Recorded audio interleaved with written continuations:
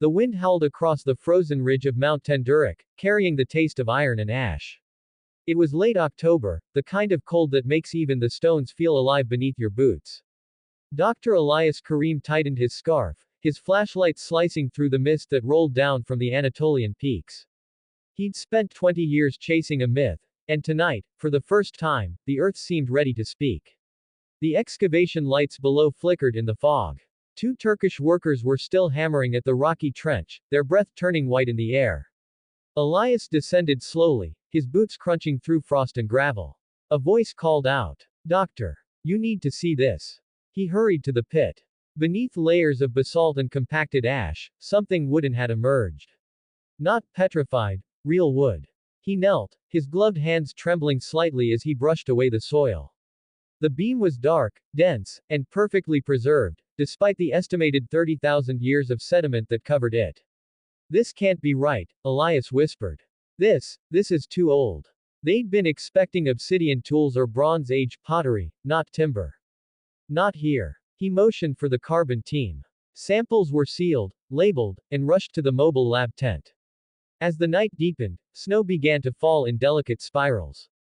The mountain was silent except for the hum of the generators and the distant groaning of the wind. Elias looked up toward the stars hidden behind the clouds and felt something strange, a pressure in the air, like the mountain itself was holding its breath.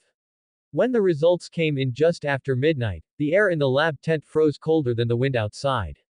Carbon-14 dating, 12,300 years before present, the technician said softly. "That's older than any known civilization." Elias frowned. "Run it again." They did. Same result. A wooden beam, perfectly preserved, older than agriculture, older than Samaria, older even than the first cities of man. It was as if history had blinked. One of the workers, an old Kurdish man named Hakan, crossed himself and muttered a prayer. "Doctor," he said quietly, "this mountain is cursed. My grandfather used to say, the flood began here." Elias half smiled. Every mountain in Turkey claims that. But later that night, as he lay awake in his tent, the words repeated in his head, "The flood began here." Asterisk. By dawn, the snow had stopped. The dig site shimmered under pale sunlight. The crew expanded the trench, carefully exposing more of the buried structure. The outline began to take shape, ribs of wood arched in a perfect curve. It wasn't just timber. It was a hull. "An ark," whispered Maria, the site's archaeologist. Elias stared, speechless. The structure stretched deep into the mountain slope, its timbers interlocked with a precision impossible for Stone Age carpenters. Every beam bore marks, not tool cuts, but carvings. Strange, symmetrical symbols unlike any script he'd ever seen. Spirals intersected with eyes, wings, and what looked like waves rising from below. "Take photos," Elias ordered. "Document everything." By noon, news had leaked to Ankara. The Turkish Antiquities Authority sent a military helicopter, carrying officials and two men in dark suits who didn't introduce themselves. They watched silently as Elias explained the discovery, his excitement carefully tempered by their impassive faces. "It's impossible," one of them said. "There was no woodworking technology at that time." "I know," Elias replied. "And yet it's here." The taller man stepped closer, brushing a hand over the wood's smooth grain. "Where exactly did you find this beam?" "Just beneath volcanic ash. About 10 meters deep." The man nodded slowly. "Then you've dug into the wrong layer. You're not supposed to be here." Elias blinked. "Excuse me." The man gave no answer. He simply walked away, speaking in rapid Turkish to the soldiers. Within an hour, the dig was suspended. Elias protested, pleaded, shouted, but the decision was final. The site was sealed, the equipment confiscated. He stood at the ridge, helpless, watching as military tarps were thrown over the trench. But that night, he returned alone. He waited until the guards' flashlights disappeared into the fog, then slipped through the wire fence. His flashlight cut a narrow path through the snow, illuminating the frozen tarps that covered the trench. He pulled one aside and descended into the pit. The wood glistened with frost, black and ancient, veins of ice running through its grain-like veins through stone. He ran his fingers across the carvings. One symbol caught his attention, a spiral surrounding an inverted triangle, marked repeatedly across the beam. Beneath it, ancient letters had been crudely scratched into the surface. Not Sumerian. Not Akkadian. Something older. Elias raised his camera to take a photo, and froze. A faint sound came from beneath the beam. A hollow knock. Then another. He stepped back, his breath fogging the air. The knocking continued, slow, rhythmic, like something tapping from beneath the wood. He crouched, pressing his ear to the surface. For a second, there was silence. Then a whisper, soft and fluid, like water rushing through stone. Beneath the waters, still they dream. Elias stumbled back, his flashlight shaking. The sound vanished. Only the wind remained. He didn't sleep that night. The next morning, the authorities escorted him from the site. His credentials were revoked, his samples confiscated. Within days, the excavation was erased from official records. When he tried to contact his colleagues, their emails bounced back. Even Maria's phone was disconnected. It was as if the entire expedition had been wiped clean from history. 3 weeks later, Elias received a plain envelope in his Istanbul apartment. No return address. Inside was a single photograph, a close-up of the beam's carving. And written on the back, in neat handwriting. This time, the waters will rise from below. Asterisk. He sat in silence, the words burning into his mind. It was the same line carved repeatedly inside the ark. He spent the next year in exile from academia, publishing nothing, surviving on translation work and quiet obsession. His walls were covered in maps, geological surveys, and ancient flood myths, from the Sumerian Eridu Genesis to the Hebrew deluge of Noah. Every story pointed to one truth: the flood was not a one-time event. It was cyclical. And then, one night, an encrypted email arrived. Asterisk Dr. Karim. We've met before. You were right about Mount Tendurik. But what you found isn't the first ark. It's the last. Asterisk. Attached was a photo, a new excavation in Yemen. The image showed a stone door beneath layers of limestone, sealed with symbols identical to those carved into the wooden ark. Elias packed his bag the next morning. The desert was merciless. Waves of heat rippled over the dunes as his convoy rolled toward the Hadramaut basin. The air was dry enough to split lips and crack stone. Yet beneath the endless sand lay the memory of water, an ocean that once drowned the world. When they reached the coordinates, the earth was split open like a scar. A vertical shaft descended into darkness, its walls lined with pictographs half erased by time. Elias climbed down, the rope biting into his palms. The deeper he went, the cooler it became, and the more the walls changed. The carvings here weren't Egyptian or Mesopotamian. They were older. Waves, eyes, spirals, and the same inverted triangles he'd seen on Mount Tendurik. At the bottom, his flashlight revealed something astonishing, a chamber carved from black basalt, perfectly circular, and in its center, a stone box large enough to hold a man. He brushed the dust away and saw the symbols again, identical to those on the ark beam. Beneath them, a single inscription in Proto-Sumerian. The first vessel sleeps. The second awaits. The deep remembers. Asterisk. Elias exhaled slowly. The first vessel, the second. He realized with a chill what it meant. The ark in Turkey wasn't the first. It was a warning. Asterisk. Suddenly, the ground shuddered. Fine dust rained from the ceiling. Somewhere below, a deep, wet rumble echoed, like stone cracking under immense pressure. Elias froze. The noise grew louder, closer, until it felt like something vast was moving beneath the rock. The others shouted from above, their voices echoing down the shaft. Elias backed away from the stone box. A faint crack split across its surface, and from the fissure, a thin line of moisture seeped out, dark, oily, shimmering like mercury. He shone his flashlight on it, and saw movement inside. Tiny shapes swirled within the liquid, twisting like microscopic serpents, glowing faintly blue. They crawled along the crack, pulsing as if alive. Elias stumbled backward, shouting for help, but the rope above began to sway violently. Dr. Karim. Someone yelled. Get out of there. The walls trembled. The carvings seemed to shift in the flickering light, the spirals turning, the eyes opening. Elias grabbed the rope and began to climb, his hands burning, his chest pounding. Behind him, the stone box split open with a sound like breaking bone. From the crack poured a torrent of black water, thick, alive, and humming with a low, resonant sound. It wasn't water. It was something older. Something remembering. He climbed faster, lungs screaming, as the shaft filled with that impossible fluid. It rose without gravity, flowing upward, reaching for him like tendrils of liquid night. Just as his hand reached the rim, the flood touched his boot, and the world went silent. When he awoke, he was lying on the desert floor, the sun blinding his eyes. The shaft was gone. The sand had closed over it, as if it had never existed. His crew, gone. His equipment, gone. Only his notebook remained beside him, soaked and blackened, the pages fused together like tar. He turned one page open with shaking fingers. Written there, in his own handwriting, was a single phrase repeated over and over. The waters below are awake. Asterisk. He looked toward the horizon, where the dunes shimmered in the heat, and for a moment, he thought he saw something move beneath the sand. Something vast. And from far below the earth, deeper than any sea, a sound began, a heartbeat. Slow. Ancient. Rising.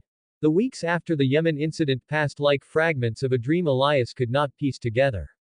He returned to Istanbul hollow-eyed, unable to sleep for more than an hour at a time. Every time he closed his eyes, he saw the black water, rising, alive, whispering in tongues older than words. His colleagues believed he'd suffered heat stroke. The Turkish Antiquities Board refused to acknowledge his expedition even existed. His university terminated his contract. To the world, Dr. Elias Karim was finished, another obsessed archaeologist who'd gone mad in the desert. But the nightmares were not dreams. They were warnings. On the first night of December, the first anomaly appeared. A seismograph at the University of Copenhagen recorded a low-frequency tremor lasting 17 minutes. The epicenter was not on land or sea, it came from beneath the mantle. Something deep inside the planet had shifted. Then came the second sign. Off the coast of Japan, fishermen reported a strange phenomenon, a section of ocean that glowed faintly blue at night, as if lit from below. The glow wasn't bioluminescence. It pulsed rhythmically, like a heartbeat. Within days, deep-sea sensors began detecting pressure waves rising from beneath the crust. Elias watched the news in silence from his small apartment, the sound muted, the light flickering across his weary face. It was beginning. The waters below were stirring. He pored over his old field notes, his hand trembling. Each phrase, each symbol, suddenly made sense. The spiral carvings weren't decoration, they were diagrams of pressure flow, depicting a cycle of destruction and renewal. A planetary flood not from the heavens but from within the earth itself. Asterisk. He traced the inverted triangle symbol with his pen. It represented not water descending, but water rising upward.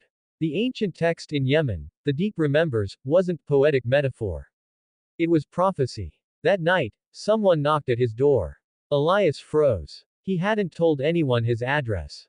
He looked through the peephole. A woman stood there, her face half lit by the flickering hallway light. She looked no older than 30, her hair pulled back, her coat soaked with rain. Dr. Karim, she said softly. He hesitated, then opened the door. My name is Dr. Layla Hassan, she said. I work with the European Seismic Agency. I think you should see this. She handed him a tablet.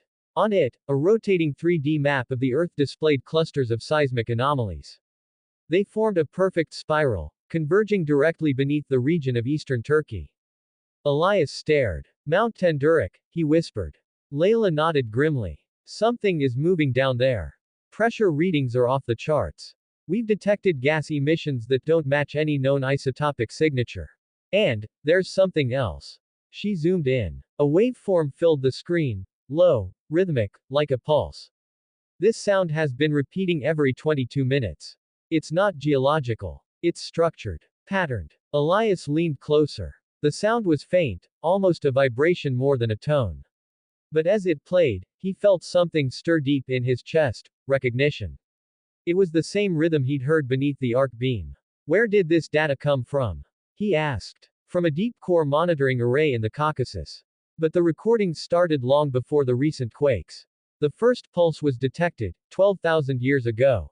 Elias went still. That was the exact age of the arc beam. Layla's voice dropped to a whisper.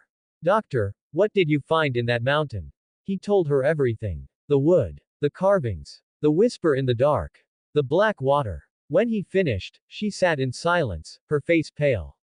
There's something else, she said finally.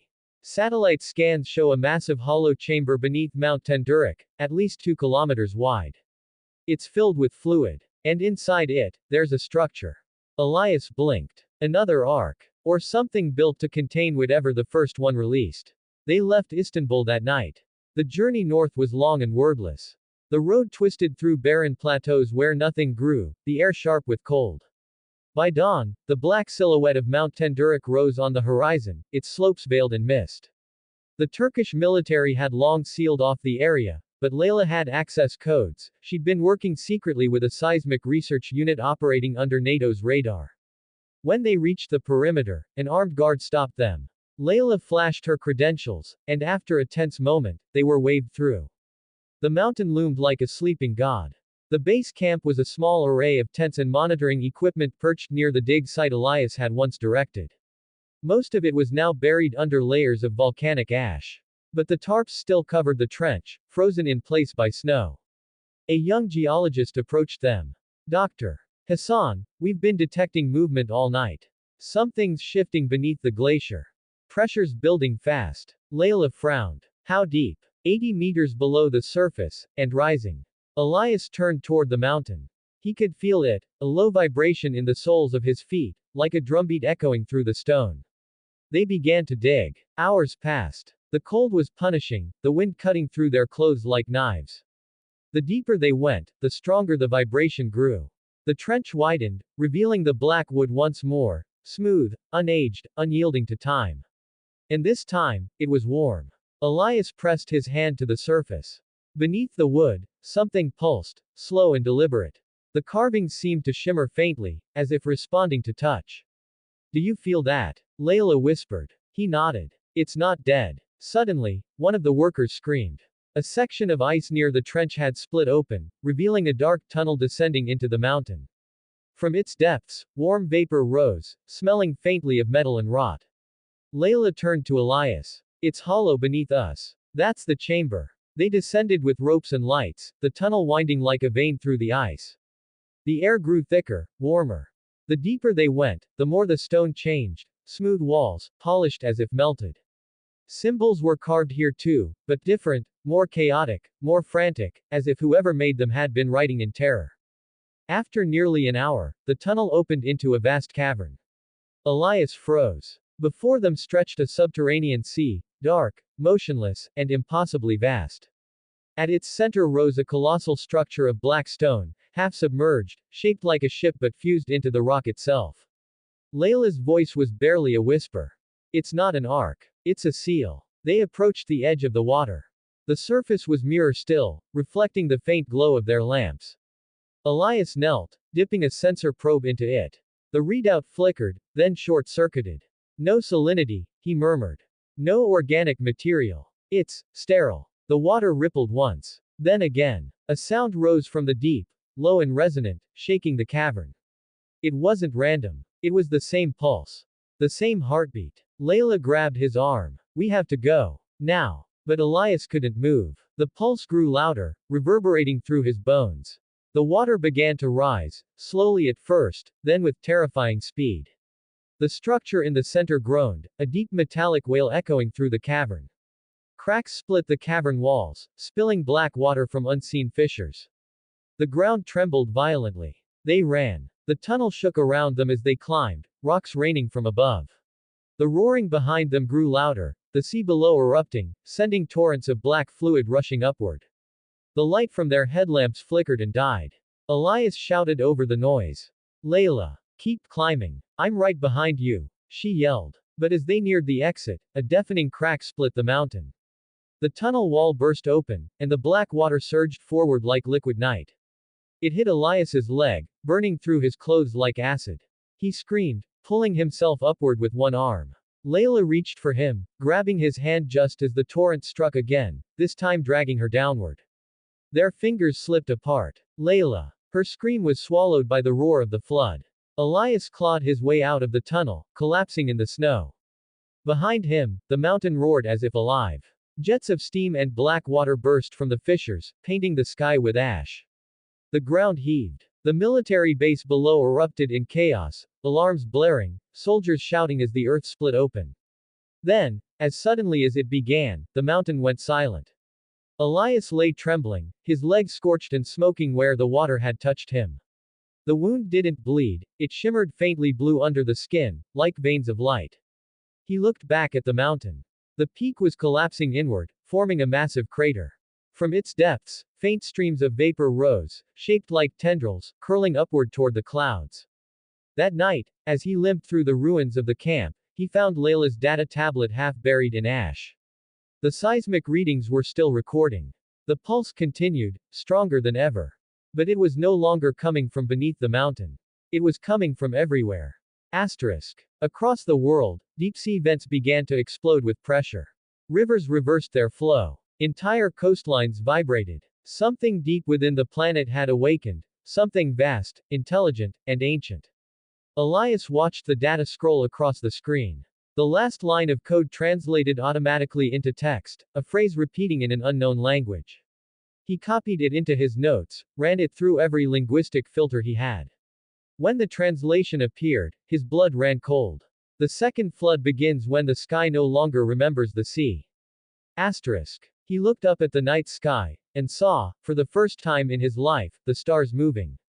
Not drifting. Shifting. Rearranging themselves into the shape of a spiral. The same spiral carved into the arc. For 3 days, the world held its breath. Governments denied everything. Seismologists called the tremors harmless, the oceanic flashes optical phenomena. But satellites told a different story. Beneath every continent, the crust was thinning, swelling as if something inside the earth was breathing. Asterisk. Dr. Elias Karim sat alone in a NATO emergency shelter outside Ankara, his hands trembling around Layla's recovered tablet. The wound on his leg had spread, faint blue veins crawling toward his thigh, pulsing faintly in rhythm with the tremors. Every hour, he felt them stronger, like the heartbeat of something vast and ancient synchronizing with his own. He hadn't slept in 2 days. Every time he closed his eyes, he saw the Black Sea, stretching endlessly below the mountain, whispering in languages his mind could barely grasp. At dawn, an emergency broadcast flickered onto the shelter's monitors. Satellite imagery showed a line of geysers erupting across the Pacific, from New Zealand to Chile, releasing massive columns of vaporized seawater into the atmosphere. Then came the voice of the world's top climatologist, her tone brittle with disbelief. The oceans are rising. But not from melting ice. The pressure is coming from below. The black water had found its way out. Elias stared at the screen. On the live feed, entire sections of coastline began collapsing into the sea, as if the ground beneath them had turned hollow. Cities fell like sandcastles. The planet was bleeding from its seams. The shelter door opened behind him. A soldier entered, saluted stiffly. Dr. Karim, command wants you in the briefing room. Immediately. Elias followed him down the corridor. The air reeked of sweat and ozone. Inside the briefing room, military officers and scientists stood around a glowing 3D map of the world. Red pulses spread across it, seismic surges expanding outward from a single point beneath eastern Turkey. This is where it started, said General Mason, pointing at Mount Tendurik. Whatever's down there, it's connected to every fault line on Earth. Elias shook his head slowly. No. It's older than the Earth. The Ark wasn't built after the flood, it was built to contain it. A murmur spread through the room. He pulled Layla's tablet from his coat, projecting the ancient symbols onto the display. These inscriptions describe a cycle. Every few millennia, the deep waters rise, purging the surface world. The ancients didn't build the Ark to escape. They built it to lock away what lives beneath. A geophysicist frowned. You're suggesting there's intelligence under the mantle. Elias met his eyes. I'm saying the Earth is not what we think it is. Before anyone could respond, the lights flickered. The ground beneath the shelter rumbled, low and continuous. Alarms wailed. The communications officer shouted, "Sir! We've lost contact with Istanbul, Tehran, and Cairo. The satellites are." The screens went black. A voice, deep, resonant, and utterly inhuman, filled the air. It wasn't sound. It vibrated through the walls, through their bones, through their thoughts. Elias dropped to his knees, clutching his head. The blue veins on his leg flared with light. The voice spoke without words, a single emotion that felt like recognition. Asterisk. It knew him. When he opened his eyes, everyone else in the room was frozen, standing motionless, eyes glazed, lips moving silently. The walls of the shelter shimmered faintly, like a reflection on water. And then he realized, the air wasn't moving. Time itself had stopped. He turned, and there she was. Layla. Her figure stood in the corner, pale and luminous, her eyes distant. Elias, she said softly. You opened it. He staggered back. You're dead. She smiled sadly. No. I'm remembered. The water doesn't kill. It keeps. He could barely breathe. What is it? What's happening to the world? Layla looked up, as if listening to something distant. It's not a flood, Elias. It's memory. The planet remembers everything that has ever lived, ever died, ever fallen into its depths. Every flood before this one, every voice drowned beneath the waves, all of it stored in the deep. You disturbed it. He shook his head, trembling. You mean, the earth itself is alive? Alive, yes, she whispered. But not awake. Until now. Outside, the tremors deepened. Through the reinforced window, Elias saw the horizon ripple, mountains bending, clouds spiraling into impossible shapes. The sky pulsed faintly blue. Layla stepped closer. You felt it, didn't you? The rhythm. The call. It's in your blood now. You carry the memory of the first ones. He looked down. The veins beneath his skin were glowing brighter, branching like roots. Why me? He whispered. Because you listened, she said. Every flood needs a witness. The walls began to melt, turning translucent like glass.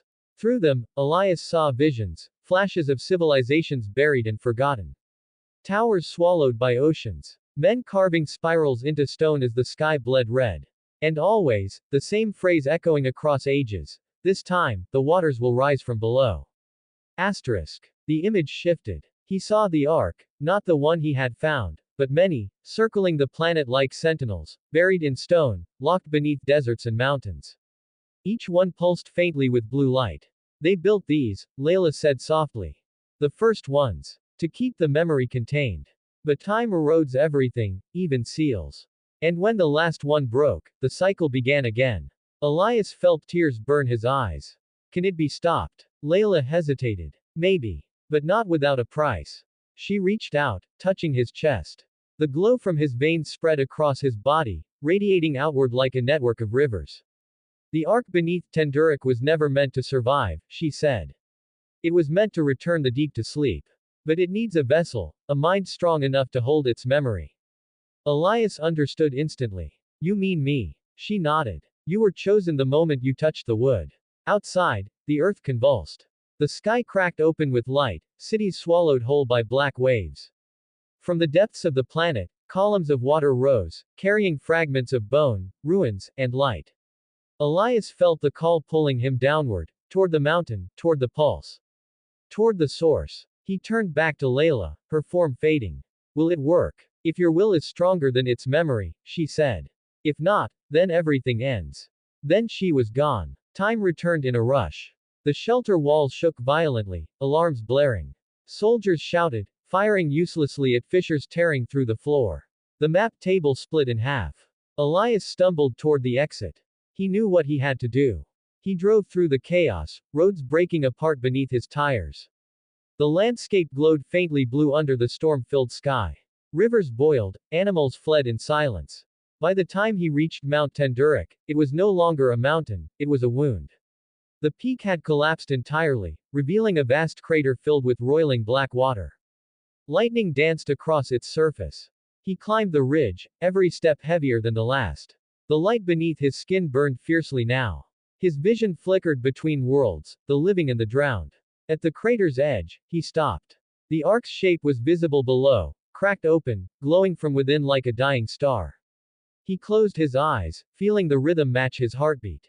Then he jumped. The impact never came. He was falling through darkness that wasn't space, but memory. Images flashed around him. The first flood, the first ark, the first man who dared to look at heaven and see a mirror. The voice of the deep whispered to him, countless and one. Why do you resist? Asterisk. Because we're more than echoes, he said. We remember too. The light within him flared, flooding outward. The spiral reversed. For a moment, silence. Then, light. Across the world, the rising waters froze mid-surge, suspended like glass. The oceans calmed. The ground steadied. The spiraling constellations scattered back into place. The deep slept again. Days later, rescue teams found no trace of Elias Karim. The crater at Tenduric had sealed itself, leaving only a smooth, glass-like surface, as if the mountain had never been torn apart. But far beneath that surface, something new pulsed quietly, a slow, rhythmic heartbeat. And sometimes, on certain nights, when the wind carried the right hum through the valley, people swore they could hear a whisper rising from the stones. Not a warning this time. A promise. The deep remembers. Asterisk.